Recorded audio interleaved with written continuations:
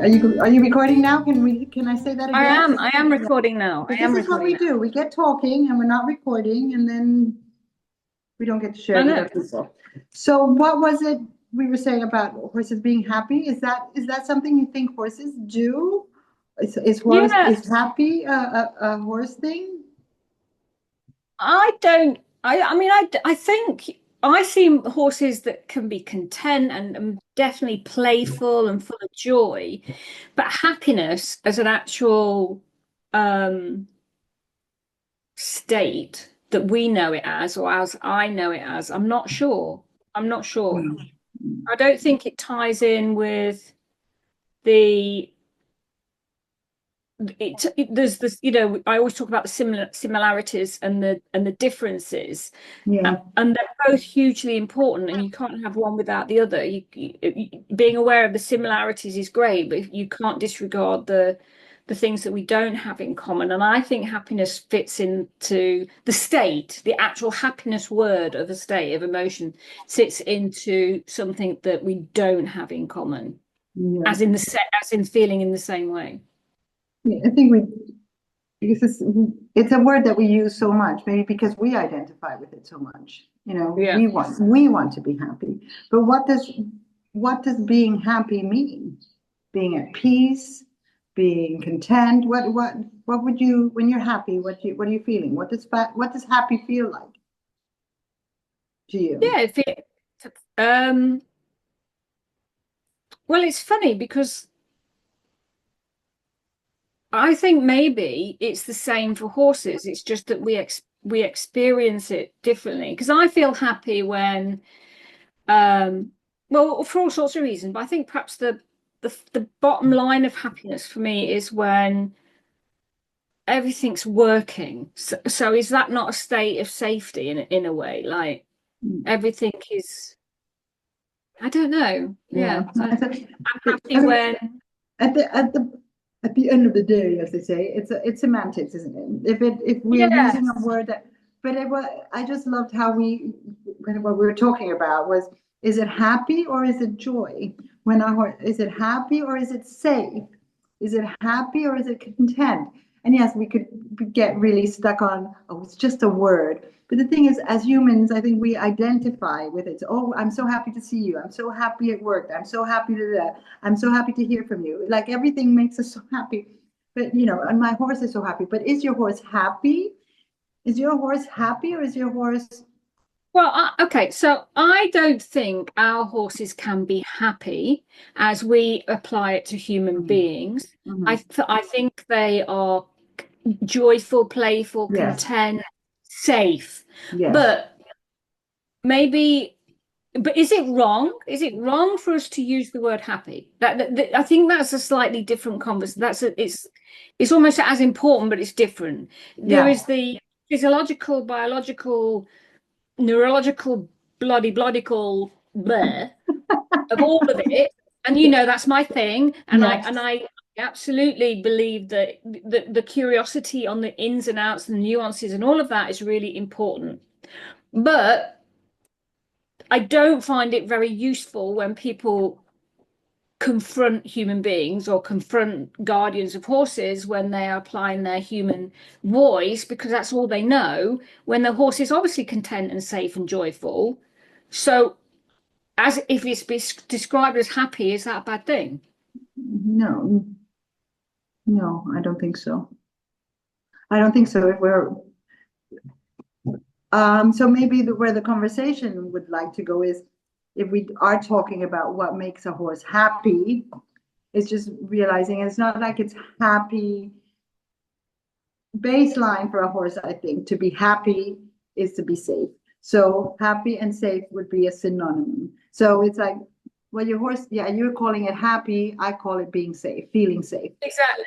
and and, Exactly. and, and that we realize that it's all those little things that we introduce or take out of their lives that make them feel unsafe, that makes them unhappy. I think that's the question then, really, is do people realize that for a horse to be happy, Mhm. which means safe, do they understand it's not just the physical safety, like, oh my God, they've got a paddock with lots of rails and they can't get eaten by a bear.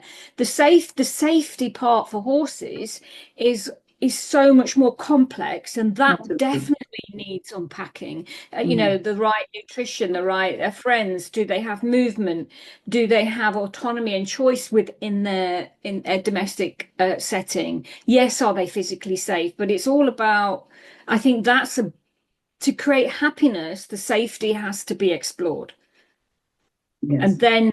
then there's deeper understanding, I And think. then by definition, and this is a very personal opinion, I find it very difficult to accept that a horse can be declared happy when it's standing in a box 24/7. Oh, my horse is happy. Yeah. He's got his food. He's got it. Yeah, I agree. I agree with that 100%.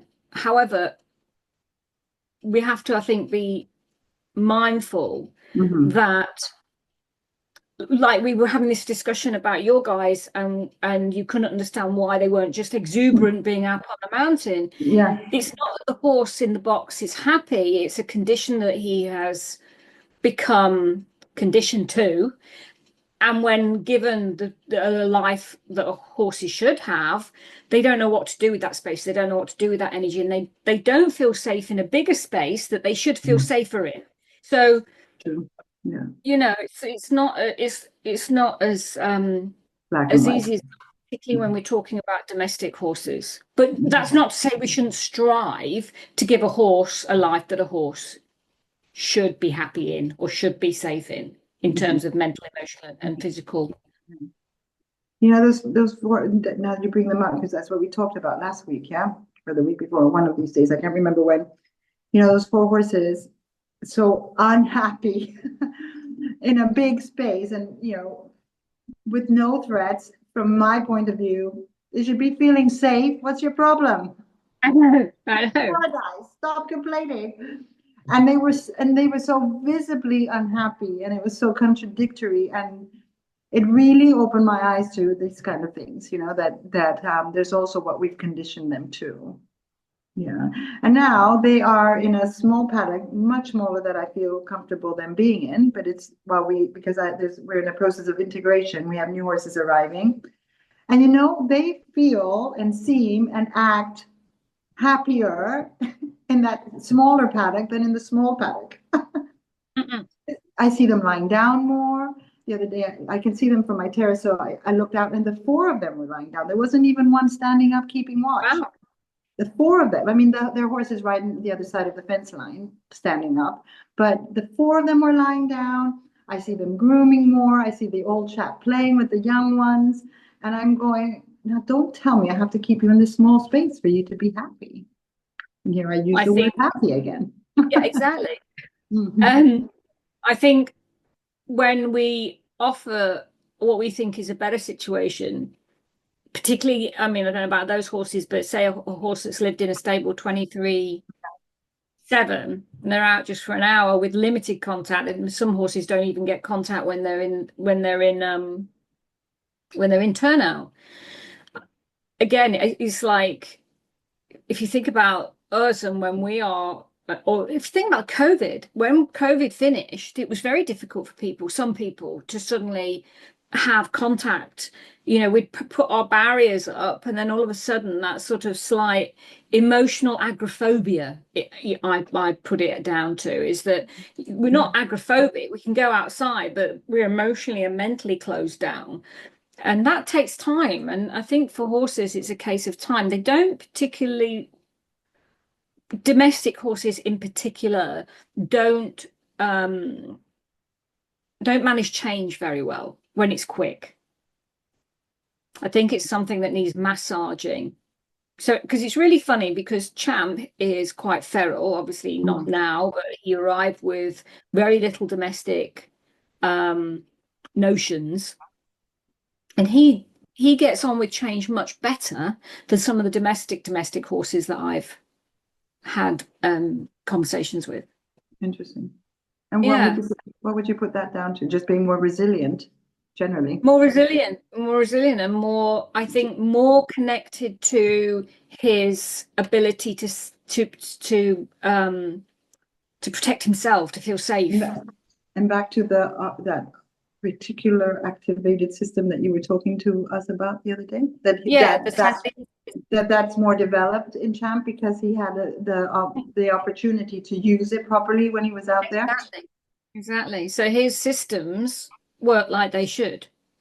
So when he fears and when he gets anxious, or when he smells or when he sees all those that sensory input, he can handle it better. And not that they rationalize things, because they don't, but he can actually self-regulate. There's the word. Yeah. He can self-regulate himself. And I actually went through this with Parker. I think that about this strange. Yeah, the thing. Yeah, you told me. Yeah, so he's gone on this walk for many a time, but there's a new obstacle, and it took him a while to get used to this obstacle. And he can self-regulate very quickly, and I think that's because he is so young, so his mind is much more open. Where some of the domestic horses that I've dealt with just find it very difficult. And I think that's what takes the time. I mean, we've gone off on a tangent again. Yeah, and no, it's okay. I love it. We'll just change the title of the conversation. It took from is happy something horses do to how can we help our horses be able to self-regulate quicker? Because I was having exactly that conversation with somebody today after going for a hack with Fabuloso this morning. And I was telling her, I said, after 3 years, now I can hack on a loose rein. Well, what happened before was I didn't hack on a tat rein, but I had to get off when I felt I had to pick up the reins. I just get off. Yeah. And today the dogs came out of a bush somewhere, and where that in the past I would have been on the ground maybe, and I would have been on the ground anyway. But he'd just kind of explode. He kind of went, oh, it's a dog. Yeah. And that's where we want to take them, that they don't have these huge reactions. And this little conversation about Champ explains it to me, going back to having had the opportunity to feel all his feelings, like you say, in that system that you proposed to us. Have the opportunity to be a horse, That's the one thing that we, I think, tend to take away from them.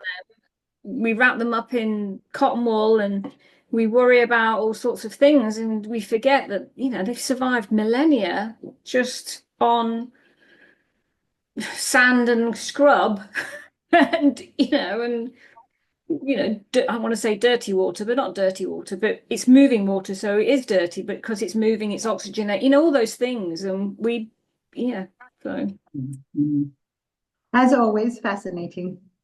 Absolutely. So what's the conclusion on our happiness? Yeah, I was just going to say, so the conclusion is the more we can allow our horses to do horse things, the more they will be able to keep themselves self-regulated and happy, and that it's and for me the learning curve is I can't just this is what you need, here, have it, because if I give all of it in one go, it just might be too much for them. That's gonna blow their minds. It blows their minds. And it didn't make any sense to me, but now it makes more sense. That's my conclusion. What's yours? Yeah, well, my conclusion, I think, is this conversation has been a really good reminder that safety for horses isn't just physical. It's about the holistic. It's about the whole of it, the whole of horse, and make sure that everything is met for them. Because when you ask me what makes me feel happy, well, there's so many things as a whole. Then what makes horses feel safe? Well, there's so many things as a whole, and I think those two are comparable. I think that was a good reminder. Excellent. Yay.